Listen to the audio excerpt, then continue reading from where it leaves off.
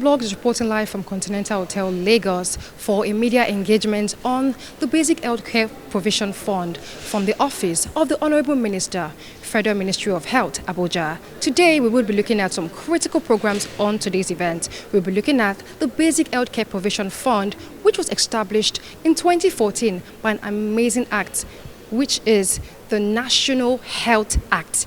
And of course, we have the sector-wide approval, which is majorly involved in the revitalization of healthcare system in Nigeria. So today, that literally shows the commitment of the federal government in terms of commitment to the healthcare system, the primary healthcare system in Nigeria. And that shows that Nigeria's government puts the people first, particularly in terms of the emergency healthcare system. Stick around for more interesting content or updates from this event. I am Onotunde Deborah, reporting for Eko Hot Blog. In the heart of Victoria Island, Lagos, the Continental Hotel stood as a beacon of modernity amidst the urban sprawl. At the forefront of the gathering, Dr. Mutar Mohammed, the Secretary MOC Director, taking the stage, commenced the first session. His voice steady and resonates as he embarked on a course about the Basic Healthcare Provision Fund. Dr. Mohammed traced the origin of BHCPF, conceived in 2004, and brought to life after a decade under the National Health Act of 2014. This fund, he explained, was a cornerstone in Nigerians' quest for universal health coverage, UHC. So I'll start with this. It's a quote of the Honorable Coordinating Minister of Health. Achieving universal health coverage is not a choice. It is an obligation, a promise to provide quality health care to all, regardless of their socioeconomic status. It's an embodiment of our vision for a healthier and more prosperous nation and a strategic advantage for us as a nation. Okay. A symbol of hope for a nation striving to uplift its health sector. Dr. Mohammed's narrative was not a merely recount of fact, but a vivid portrayal of the BHCPF's journey, a tale of ambition tempered with the reality of governance, funding, and sustainability. He spoke on the challenges he had beset in funding. He spoke on the delicate balance needed to maintain it, and the critical role played by donors, partners, and citizens in sustaining the initiative. The room hung on every word, the weight of his message resonating with all who were present. Capability or capacity of a household. If you spend so much in hospital, then you may not have money to sustain the family. Okay, National Health Act, I think our cameraman has mentioned it, NH Act, EMT, Emergency Medical Treatment. We've had SSHIA, we had SPHCDA, they're all the state agencies for health insurance and primary health care. DPRS, this is a department common in all MDAs, Planning, Research and Statistics. SWAP, that is the new kid on the block, is our cutting-edge initiative that we are doing everything in health sector through sector-wide approach so that we have a unified system, we have one plan, one budget, one operation, and one report. NHSRII, the Nigeria Health Sector Renewal Investment Initiative. Again, this is also a strategy for implementation by Federal Ministry of Health. PVAC, Presidential Value Chain Initiative. Okay, so this one is for us to harness, all the profits or to save cost or to gain as a nation, from the whole value chain of providing medical services. It includes manufacturing of drugs, vaccines, reagents, consumables, technology, etc. Okay, EMT is appearing twice. BHCPF is what we are discussing. You have it on, but BHCPF 2.0 refers to a new model, a new version, a revised version of the Basic Healthcare Provision Fund. NCH is the National Council on Health, which is the apex body coordinating health implementation in the country. The minister chairs it, but we also have all the commissioners of health and also the ministries of health also on board, and our development partners and donors. Okay, so this is just to take us through some of the terms, and I'm sure we have something in your folder that can help you. As Dr. Muhammad concluded, the attention of the Assembly turned to another figure of significance, Dr. Ashiru, the coordinating minister of sector-wide approach. His entrance was marked by a palpable shift in the room's energy. With the authority of a statesman and the conviction of a visionary, he began his oration. The capability to provide high-quality healthcare for all Nigerians and for all residents of Nigeria as a country. But while this is aspirational, something that we feel and we believe, and the coordinating minister believes firmly that as a nation we do have that, unless we get up and do things unusual, we'll not realize that our potential. And that is what the sector-wide approach comes to do. Invigorate that passion, make us target the goal, the North Star, and then pursue it, and then make the health industry an enviable one. But as a country, last year when the coordinating minister of health came, where is our starting point? What did we meet? In terms of healthcare financing, yes, I mean, previous administration have done the best they could. But key challenges that we face as a country is that we do have inadequate financing for health. And amidst that inadequate financing for health, we equally have inefficient and inequitable spending.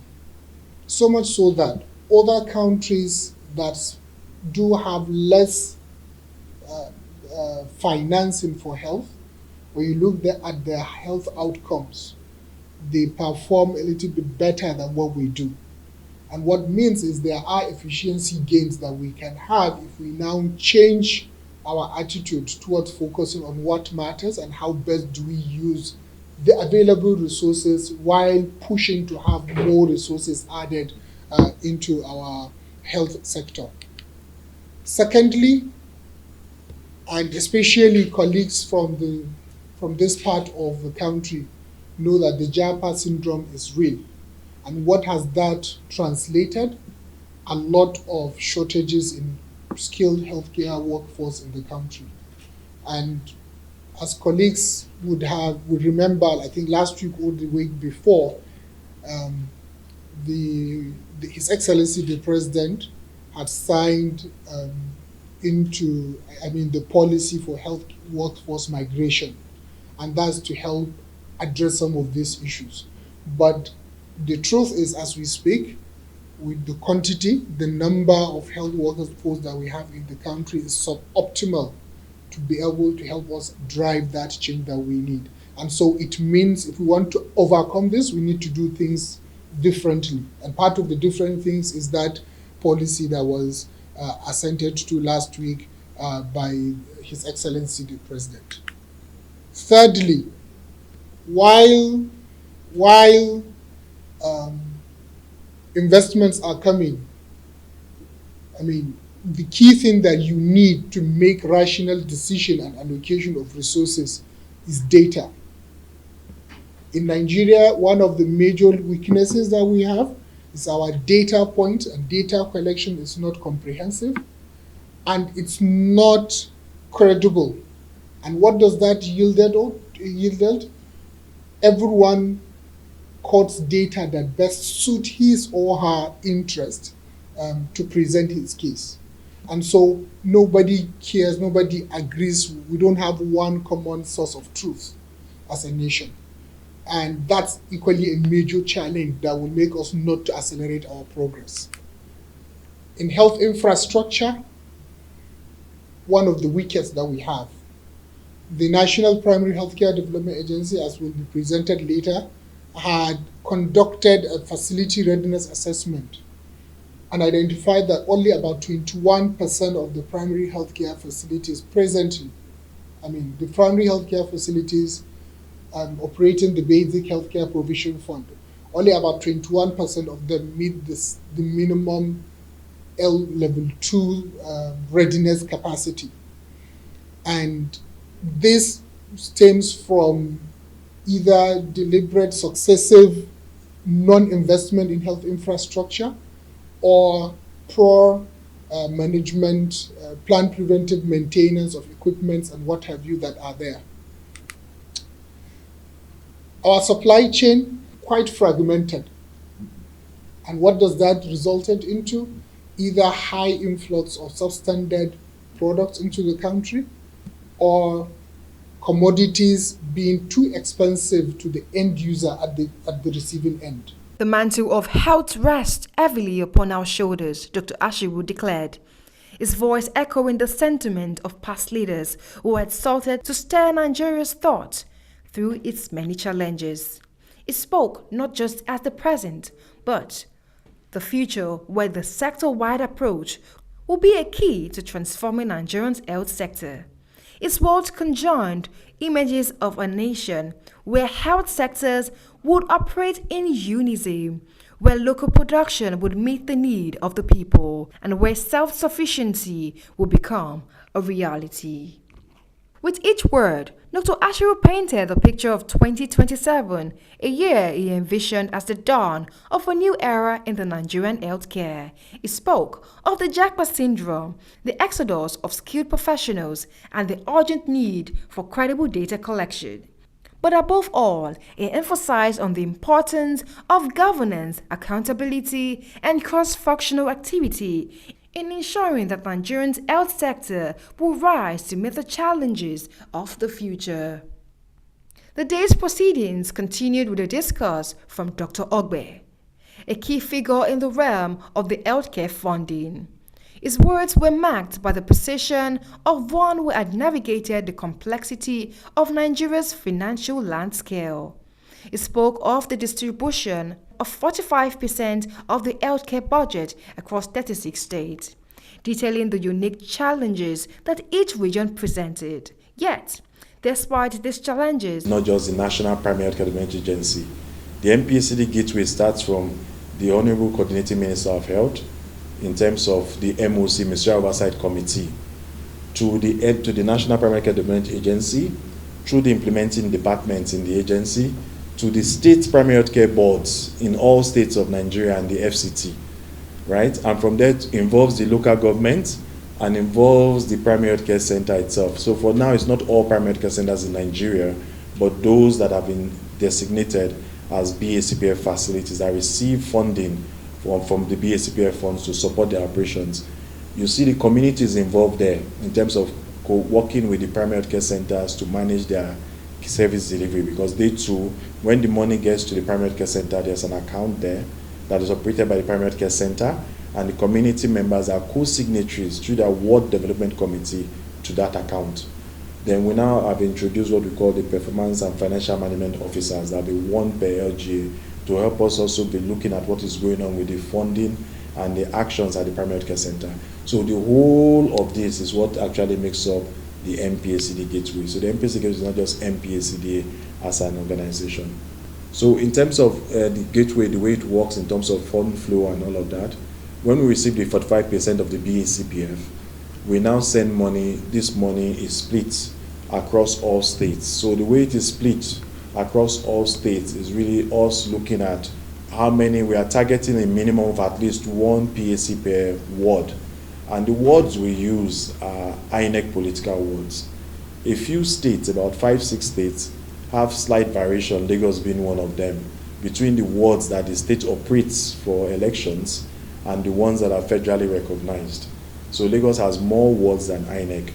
So when Lagos is doing an election at local government level, they tend to use lots more wards. But when federal INEC is doing election for local government, for state governor, they use fewer wards. So the ward we recognize at federal level is the INEC wards. So that's what we use. So what each state gets by funding is weighed against the INEC number of INEC wards they have. we are now coming up with other mechanisms because we are going to scale up.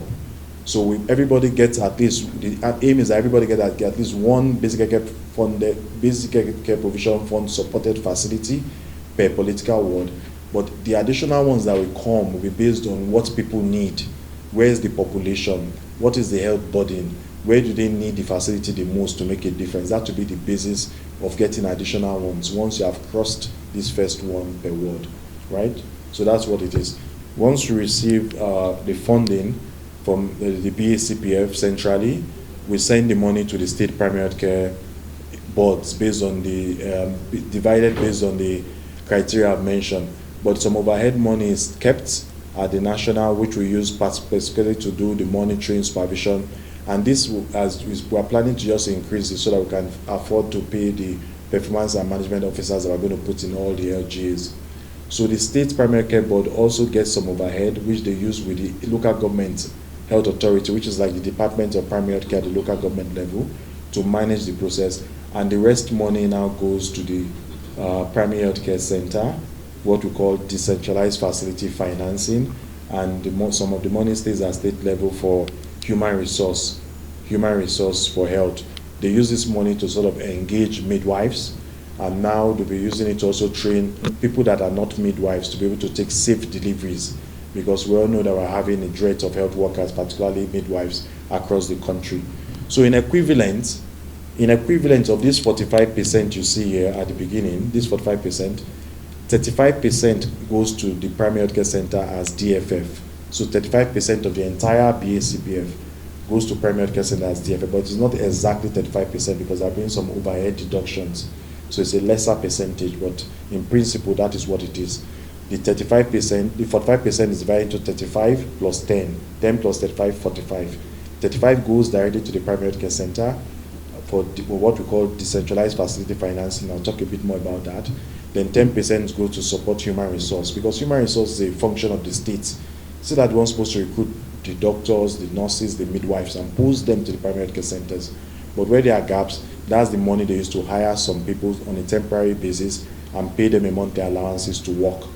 Our reach extends to farther corners of remote region, Mr. Ogbe stated. His voice steady. He outlined the strategies in place to enhance promotional efficiency, visibility, and performance monitoring. The importance of rigorous supervision and reporting mechanism was emphasized, ensuring that accountability would be maintained at every level. His words underscored the seriousness with which the NBCDA approached its mission. As the session drew towards the conclusion, the audience were introduced to Dr. Saidu Ahmad, who spoke passionately about the National Emergency Medical Team and health. His narrative was one of a transformation and hope. NEMTC, he explained, was dedicated to saving lives and bringing emergency care to those in their need. He spoke of the decentralized, community-based mode of care that NEMTC promoted. He emphasized on the emergency code 112, a lifeline for everyone in distress. And when you call, you realize that there will be an agent to receive your call, and when they call, you ask you, is this an emergency? What kind of emergency? Is it a police issue? Is it a fire issue? Is it a medical emergency? Is it an ambulance? They will actually direct you appropriately. If it is a medical emergency or ambulance request, they will actually send you to the state emergency medical services and ambulance system of that state. And from there, that state medical emergency and ambulance call center now will actually search for an ambulance nearby and dispatch the ambulance to the point of incident so that they will pick the patient to the nearby appropriate health facility. And these members actually been appointed by the Health Minister for the first 2 years in the first instance, and they can be renewed for another 2 years. So the National Emergency Medical Service organogram, how that is about the program or the whole EMS system as a whole. Wherever you see this abbreviation, it means the Coordinating Minister of Health and Social Welfare. And we have NEMSAS. We are aware what is NEMSAS, National Emergency Medical Ambulance System, and the NEMTC, that is the committee or the board that oversees the program. So the NEMSAS is domiciled in the office of the Coordinating Minister of Health and Social Welfare. He oversees it. Administratively, we report to him, and technically, we report to the NEMTC. But he can't report to the minister unless you follow the bureaucratic pathway of passing through the permanent secretary in terms of administrative and judiciary system. So technically, we report to the NMTC, and that's why we get our own approval of our own work plan, and we actually process how we are going to actually access that or implement the work plan to the permanent secretary and the minister.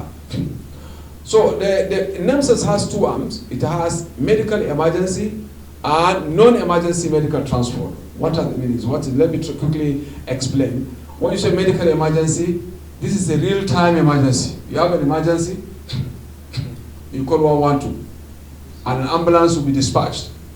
The ambulance will go and pick the patient, or KK ambulance, or boat ambulance, you understand? Or mobile intensive care ambulance, as the case may be. It's a real-time ambulance, a road traffic accident, you understand? Or a woman actually is really in labor, is going to deliver. Real-time emergency, or a child is having an asthmatic attack. That is what is called medical emergencies. Obstetric emergency, geriatric emergency, pediatric emergency. All sorts of emergencies are called emergencies, medical emergencies. Then non-emergency but medical transport. So what is this? Non-emergency but medical transport. Non-emergency but medical transport, it refers to a kind of organized form of transportation of a patient that requires medical treatment from one point to another. For instance, a pregnant woman that is supposed to deliver and she is term, you understand? She is due to deliver and you are anticipating a complication. So now you actually, a voucher will be going to be given to her. She must have actually gone for an antenatal, actually been captured. So a voucher will be given to her. Now when it is time, a KK ambulance, she will just call her KK ambulance, please come and pick me. You understand? The KK ambulance will go and pick her and take her to her own place to go for delivery. Any of these primary healthcare centers that Dr. Ogwe has actually presented earlier. You understand? So that is what he's trying to explain. But usually this one will actually happen, or is happening, because I started, happening in the rural areas. It's more of a rural area. For the urban area, it's usually more of medical emergency. You just call the 112, an ambulance is dispatched. Be it the basic life support, that is the basic life, BLS, basic life support, or advanced life support, or advanced life support, or mobile intensive care unit ambulance. Then we have under the rural emergency medical services, again, we have under the urban, that's the urban comprising of the BLS, ALS. Then under the rural, we have the boat ambulance, we have the motorcycle ambulance, or the tricycle ambulance. So what it's trying to say here again, please, it's important you understand this concept. This is also another medical emergency component at the rural level, or in the creeks, you understand, the riverine area, where we need a boat ambulance, or hard to reach area, you need just a motorbike to go there and pick, or a tricycle, where a vehicle or a normal ambulance cannot get there. It's more of a rural medical emergency. But the other side of it is mainly non-emergency medical transport. And that is where National Union or road traffic workers come. Dr. Ahmed addressed was a fitting culmination of a day filled with insight and vision for the future. His description of MEMTC's vision and mission was to enhance rural emergency efficiency. Dr. Itoha stood at the forefront of the revolution in Nigeria healthcare. As the representative of the NCDC Basic Healthcare Gateway, she proudly highlighted the organization's pivotal role in transforming the nation's healthcare sector. Since its approval in 2023, the Gateway has been an instrumental in bolstering health security and responding to health emergency at every level. With a steadfast commitment to excellence, Dr. Itoha and her team has worked tirelessly to ensure that every Nigerian have access to quality healthcare, and no matter the circumstance. The goal of the Gateway is to enhance Nigerians' health security, to prevent, detect, and respond to public health emergencies at national, subnational, and community level. According to the NCDC Act, the Basic Healthcare gateway to the NCDC has 1.25% of the basic health care. Now, just to give you an overview of what the NCDC basic health care strength means. Disease surveillance and epidemiology, where we implement effective surveillance systems to detect infectious diseases. We have the event-based surveillance, the incident-based surveillance, and collaborative surveillance. We also want to strengthen health emergency preparedness and response at national and subnational. How do we achieve this? First of all, we have the NCDC, who is the entity responsible for health security in Nigeria, which is also the fourth pillar of the Honorable Coordinating Minister of Health and Social Welfare.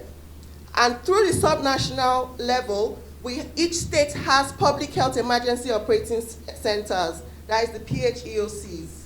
We also support emergency response by rapid response team.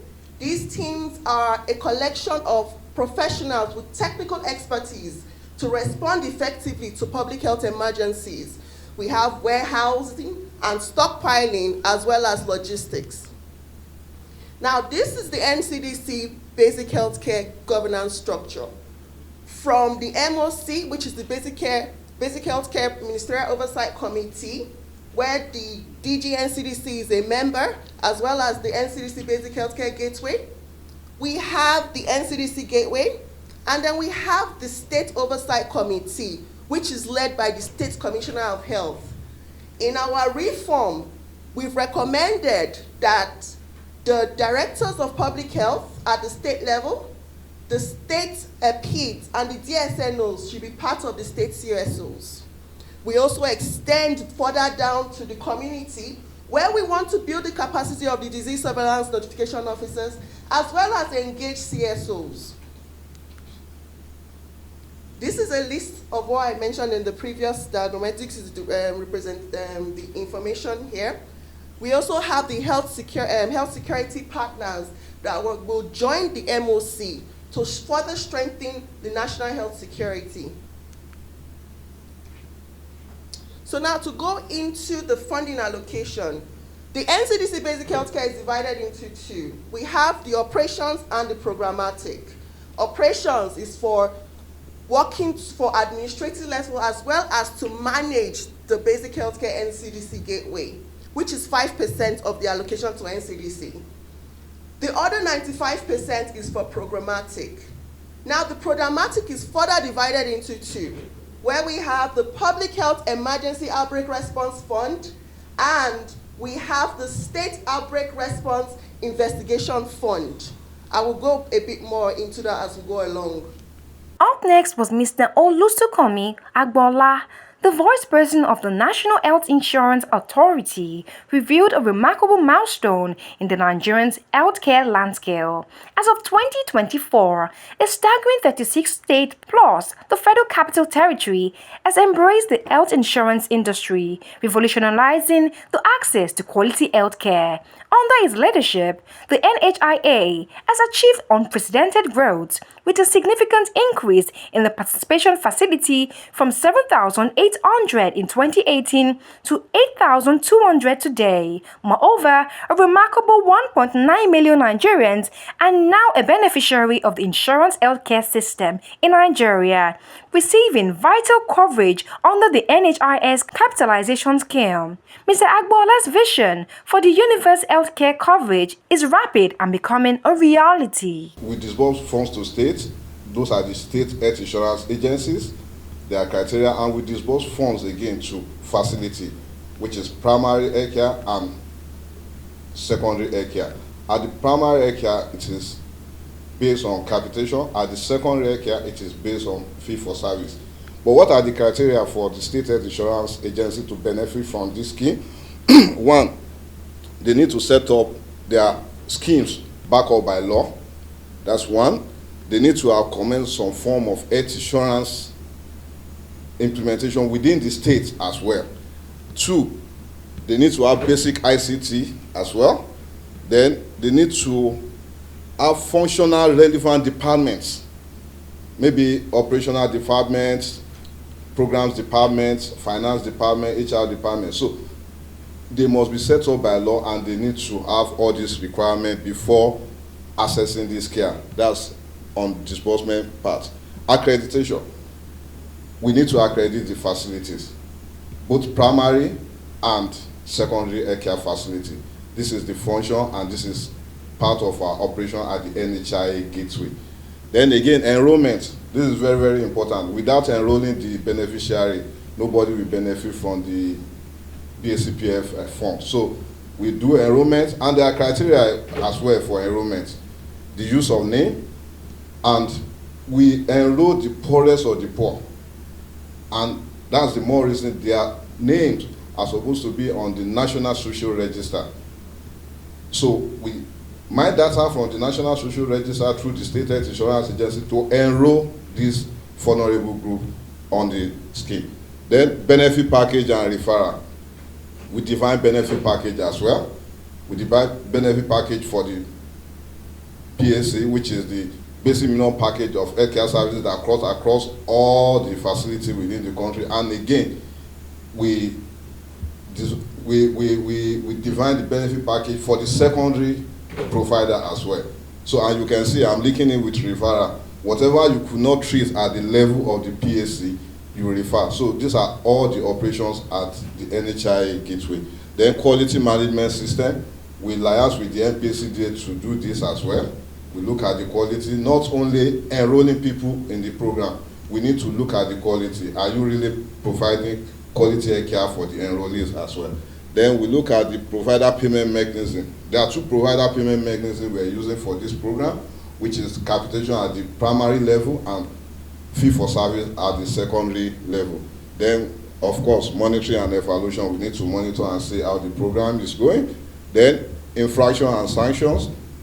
We have at the level of the PSC, at the level of share, and at the level of, at the national level as well. We look at what are those things that could cause infraction. Are people at facility really treating people that we said they should treat? Are they collecting funds? They are not supposed, nobody is supposed to pay out of pocket for this program. Are they collect? Those are the things we check for infraction. Then, grievances redress mechanism at the state level. There are places you could complain. You could complain at the share level. You could complain at the NHIA state office level as well. So this is the operation for the NHIA gateway. So progress we've made so far. The seed of change had been sown, and the promise of a brighter future for Nigerian health sector. The day would be remembered not just for words spoken, but for the commitments made and for shared resolve to build a healthier and more resilient Nigeria. I am Onotunde Deborah, reporting for Eko Hot Blog. Mukhtar Mohammed, I'm the Director of Basic Healthcare Provision Fund and also the Secretary of the Ministerial Oversight Committee of the BHCPF. So this meeting is very important to us, and it is very crucial for us to engage the media in the country to understand the reforms that are going on in the health sector with specific attention to the Basic Healthcare Provision Fund. The Honorable Coordinating Minister of Health has made very giant steps to ensure that the Basic Healthcare Provision Fund is utilized efficiently in the country and to galvanize the various sectors and stakeholders in health to focus on one goal, to work together in one direction, to make sure that our combined effort is greater than our individual results. Transparency and accountability is the cornerstone, is the foundation of the Basic Healthcare Provision Fund, to ensure that funds that are disbursed to the gateways and to the states are efficiently utilized. So we have series of activities that make sure that these funds are accounted for at the state and at the local government level. So the take-home message is that the Basic Healthcare Provision Fund is an important fund that will change the dynamics of the health sector in this country because it is targeted at providing services at primary healthcare services. This will address maternal mortality, it will address childhood mortality, and it will also address the basic health needs of the people in the rural areas. The funding is provided by an act of the National Assembly, so funding is guaranteed, it is sustainable. At least 1% of the consolidated revenue fund is available for these services. The Coordinating Minister of Health has been very proactive in terms of prevention and also treatment, for people that are affected by this monkeypox virus. The Nigeria Center for Disease Control is at the forefront. They have set up their surveillance systems. They are working with all the states in the country. They have set up what is called public health emergency operation centers in all states to detect, to survey, and also to detect people that have symptoms. So what Nigerians need to do is, number one, take preventive measures. Make sure that we comply with basic hygiene procedures. Make sure that we wash our hands. Make sure that our environments are clean. We avoid the sources of getting this infection. This is bushmeat, okay, and keep our environments clean. So doing all that. And for people that have been diagnosed or people that have the symptoms that have been described, they need to go to the nearest health facility. So what are the symptoms?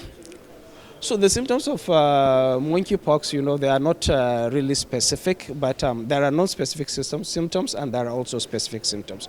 So it can be fever, it can have cough, but the skin rashes are very pathognomonic. When you see those skin rashes as the ones you see advertised by NCDC, that is clear, and people need to go to the facility to make sure that they are tested and to make sure that if it is monkeypox, they are isolated and also provided with the necessary. Well, I'm not sure. Maybe we need to discuss with NCDC to determine, but I know NCDC is working to also make sure that we secure a specific number of vaccines for monkeypox. All right, thank you very much. I'm Dr. Saidu Ahmad Dumbula. I'm the National Program Manager for National Emergency Medical Services and Ambulance System in Nigeria. Oh, thank you very much for this opportunity to explain this so that Nigerians will be aware of it, as we're actually trying to create demand to make people understand that such services available. Basically, what I want to say is that medical emergency and ambulance system is indeed one of the missing links in the Nigerian health sector. We all know that in some states, anyway, we have primary health care, secondary and tertiary. But having an organized medical emergency and ambulance system is very rare in some of the states. You understand? So that's the reason why this actually been brought in the country to be a national coordinated medical emergency system and emergency services and ambulance system in the country, whereby it's going to be a private sector driven, and even though a government owned but private sector driven, and it will go in no way contribute tremendously in curbing this poor indices of maternal mortality and child mortality. Why, to be precise, on maternal and child mortality? Time before now, like last year or 2 years, when we started, we were actually focusing on urban ambulance services or medical emergency. But we realized the need to go to rural ambulance services is very eminent in a bid to ensure that we change the narrative.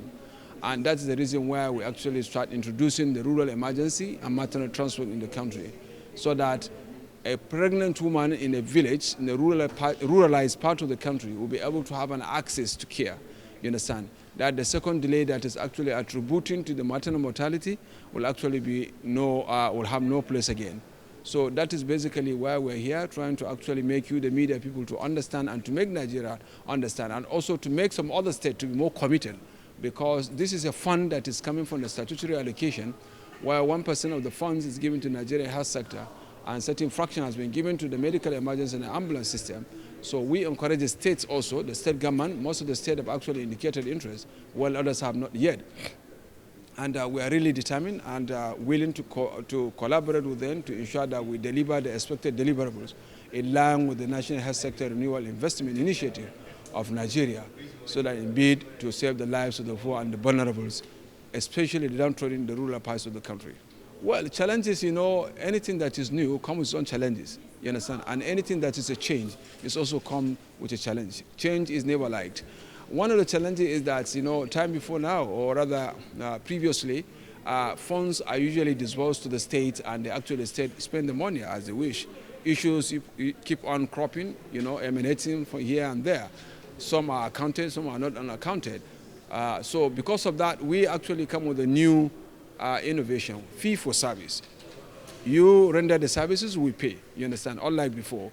So this is one of the key challenges. The second challenge is the media engagement. People don't even know it. So they need to make people to understand that this is very important and it's available in the state that we have activated. You understand? It's better you make use of that opportunity. Call 112 and you understand, and they will call you. Or any of the designated 11-digit number assigned in the state. You make use of it, call the ambulance or the care ambulance, and you actually go and pick the patient and take it to the nearby appropriate health facility so that to save the lives of that person. Yeah, honestly, at the moment we don't have issue of funding. The problem now is the issue of the demand drive. People to understand that this is happening, and for the state government to also agree or also to collaborate with us to make sure that yes, what they are supposed to do, they have put in place, such as actually setting up their own state infrastructure, recruiting their own paramedics, actually mobilizing and establishing a functional PIU, that's program implementation unit, so that we work together with them. But honestly, issue of funding at the moment now is not a problem. And we are so blessed with the minister, the coordinating minister. He has this potential, the wherewithal of pulling funds from the overseas, you understand, to the country, whereby the below partners all come under one roof, sector-wide approach program, whereby funds in a bid to actually avoid the hyperpigmentation of the programs and projects, and also to ensure that everything is centralized and institutionalized subsequently. I'm Dr. Saidu Ahmad Dumbulwa. I'm the National Program Manager for the National Emergency Medical Services and Ambulance System, and also I'm the Senior Technical Advisor to the Coordinating Minister of Health and Social Welfare of Nigeria. Thank you very much. All right. Thank you so much. My name is Dr. Ashur Adama Obaka. I'm the Technical Assistant to the Honorable Coordinating Minister of Health and Social Welfare on SWAB governance, coordination and state engagement. All right, so I think a key thing to note is in our health system in Nigeria, we do have a lot of challenges, starting from limited resources, but even the available resources are not being efficiently used to produce a health commensurate to what we have. Issues of death of human resources, poor health infrastructure, poor data quality, among others. And part of the whole aim is, and then when you now go into really implementation, you realize that there are a lot of discoordination. We have a hyper-fragmented setting. That a lot of people are doing so many same things in the same location, while we have so many other areas that are not being covered. And of course, in most of these instances, you realize that government hardly is in the driving seat. So sector-wide approach, while not being new in development work, but in Nigeria, it's a new concept. And part of it, what the coordinating minister wants us to do is to see how do we take back the ownership of the health sector, meaning government becomes the lead, set the priorities, reduce a lot of the hyper fragmentation that exists within the system, and to reduce the transaction costs sustainably while building capacity of government and strengthening financial management systems and creating a lot of accountability for resources that are available both from government and from other partners. To achieve this, a number of things need to happen. We need to make sure that government has defined clearly its priorities, and those priorities socialize with all stakeholders, and the priorities begin to shape all the plans that everyone in the country does. All resources that come into the country should all align to those nationally set priorities, so that collectively whoever is in is working towards making sure Nigerian priorities are addressed. And then once those priorities are defined and all the plans are aligned to those, you really want to make sure that the resources that are used to finance those priorities are clearly visible. What is available, who is bringing it, what is it funded for, and then where are the gaps, so that additional resources that can be mobilized can now be channeled to those areas that nobody is investing in them. That way we are now reducing the fragmentation. Thirdly, as we all are working towards that, aligning resources, we equally need to be consciously aware of what are we measuring our progress against, what indicators, who needs to know, and how do we use those results or progress that we make to course correct in our implementation and track progress and decide as a country what next do we need to focus on. And then as we do that, we equally try to put in the one conversation in there, meaning as a sector, all conversations, everybody coming in will be having one unitary conversation. There are no divergent views, either through the memorandum of understandings that are happening at subnational level. A lot of the technical working groups where colleagues across all the sector come to sit together, discuss, brainstorm, and chart a way forward for our health industry.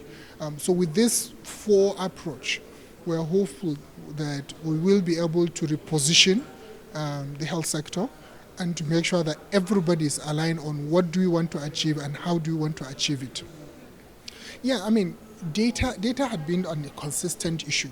And the truth with data is the quality of data that you use depends on the person requesting for it. So part of what the coordinating minister wants to emphasize going forward is making sure that data is at the front, back, and center of all conversations. He had started demonstrating that passion by setting up performance dialogues with all commissioners of health, that they will come together, sit and say, how far are we going?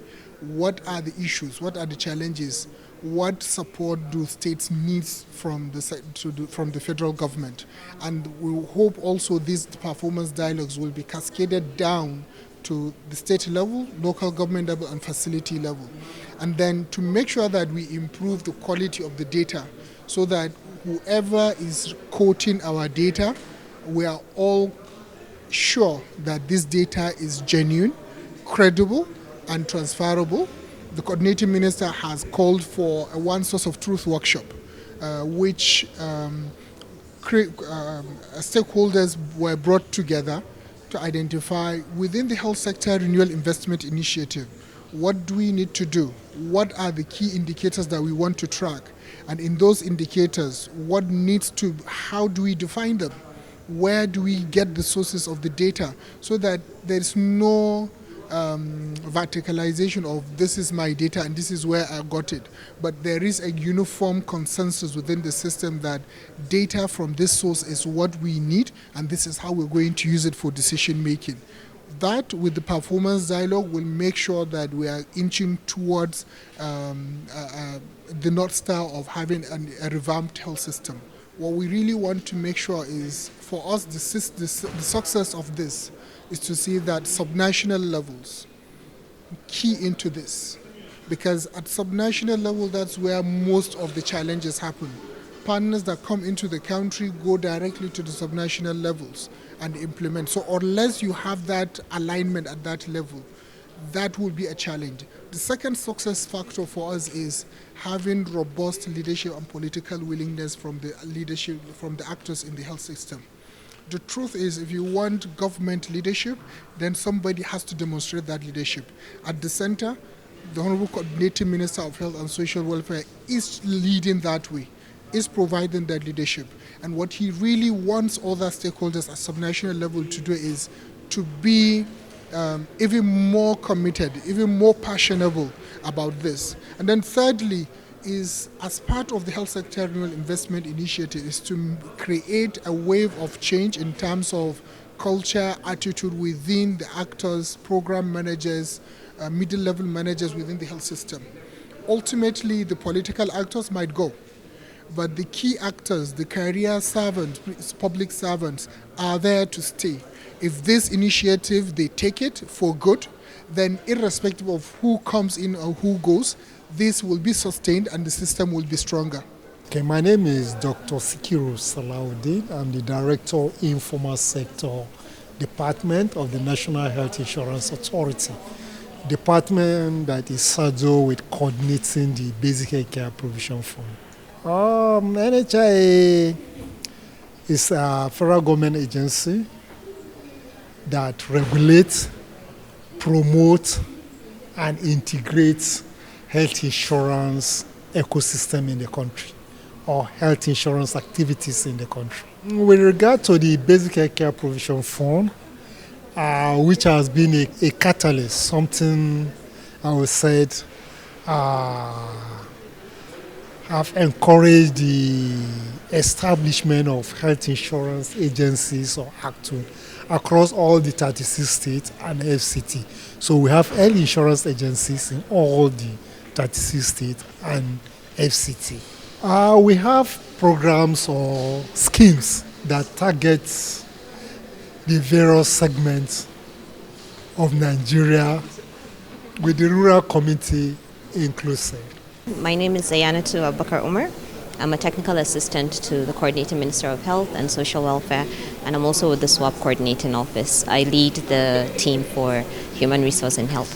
The health sector, as we all know, is one of the lead sectors within the country, and there have been several issues that stemmed from hyperfragmentation, lack of transparency, duplicative efforts leading to wastage of resources, both human, financial, and what have you. So this is actually, it's an approach and a management system.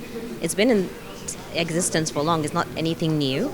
So it's not a program, it's not a unit, but it's just on how we plan to run things coming in the next phase of things in terms of the health sector. So it's all about coordination and bringing things together to deliver on an approach that talks about one plan, one budget, one report, and one conversation for all. Well, the government already is in it. So it's like I said, it's all about bringing all the bodies together and delivering it in a more coordinated manner with transparency. We're all speaking one language, we're all having one conversation to avoid duplication and to ensure that there's efficient management of resources all across board. We see SWAP as the way to go, not just in the health sector, but an approach that can be adopted across board. We see SWAP as a means to show transparency and for the people of Nigeria to be assured that that possibility of maximum quality of health is the entitlement of every human, regardless of their status, regardless of their region, regardless of where they stand in society. A show has been intriguing, diving into the Basic Healthcare Provision Fund and SWAP sector-wide approach. It tells us the federal government has the healthcare and the citizens at heart, telling us that it is just about to be better and great. Thank you for joining Eko Hot Blog. Do not forget to follow us on all our social media platforms. I am Onotunde Deborah, reporting for Eko Hot Blog.